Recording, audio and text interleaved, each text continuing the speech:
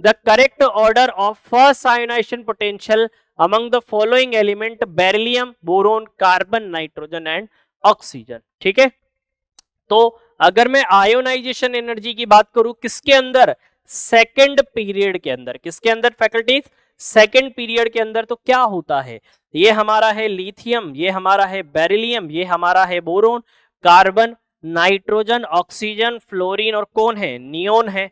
सबसे पहला पॉइंट, जब हम लेफ्ट टू राइट जाते हैं तो क्या होता है, जेड इफेक्टिव बढ़ता है, आयोनाइजेशन एनर्जी क्या होगी, इंक्रीज होगी। बट अगर मैं बात करूं बेरिलियम, तो इसका कॉन्फ़िगरेशन क्या होता है 2s2, नाइट्रोजन क्या होता है 2p3 और नियोन क्या होता है 2p6। तो इनमें से इलेक्ट्रॉन निकालना कंपैरेटिवली क्या होता है, मुश्किल होता है, इसलिए इनका जो आयोनाइजेशन एनर्जी होती है अपने एडजेसेंट एटम से क्या होती है, ज्यादा होती है।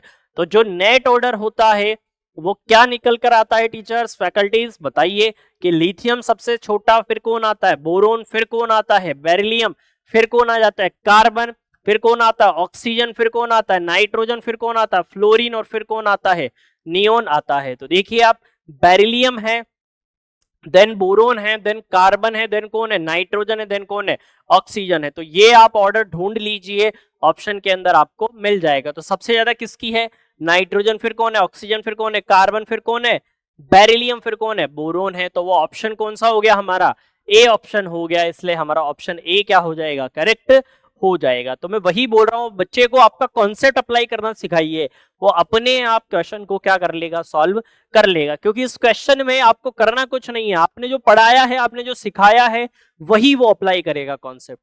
क्लियर है? तो आई होप कि इजी सा क्वेश्चन आपको समझ आया होगा। चलिए